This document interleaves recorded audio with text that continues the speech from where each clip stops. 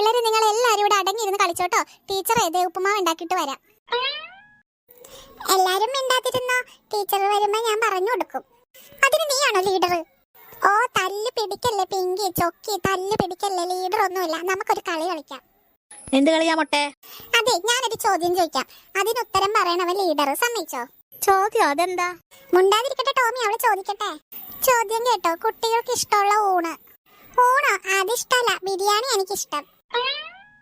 അപ്പൊ ഉത്തരം ബിരിയാണി ഊണ്. ശരിയാണോടി? അയ്യോ അല്ല അല്ല അല്ല, പൊട്ടത്തികളെ പൊട്ടന്മാരെ, ഇതൊരു കുസൃതി ചോദ്യമാണ്. നിങ്ങള് വേറെ ഉത്തരം പറ. എന്നാ മൊട്ട തന്നെ ഉത്തരം പറ. അപ്പൊ എല്ലാരും തോറ്റല്ലോ. തോറ്റ്. കാർട്ടൂൺ. കുട്ടികൾക്ക് ഇഷ്ടമുള്ള ഊണ് കാർട്ടൂണ്. അയ്യേ മണ്ടി, ഞങ്ങളാരും ചിരിച്ചില്ല, നിനക്ക് മാത്രം എന്താടി ഇത്രയും ചിരി? എന്നാ അടുത്ത നീ ചോദിക്കേ. ഞാൻ ചോദിക്കാം. എത്ര തല്ലിയാലും നുള്ളിയാലും കരയാത്ത കുട്ടി. അതേത് കുട്ടിയാടാ? അതാണ് ചോദ്യം, നീ ഉത്തരം പറ. അത് കേശുക്കുട്ടി. അത് ഞാനല്ലേ? നിനക്ക് ടീച്ചറിന്റെ എത്ര കിട്ടിയാലും നീ കരയില്ലല്ലോ, അതാ ഞാൻ അങ്ങനെ പറഞ്ഞേ. മര്യാദക്ക് ഉത്തരം പറ, അതല്ല ഉത്തരം.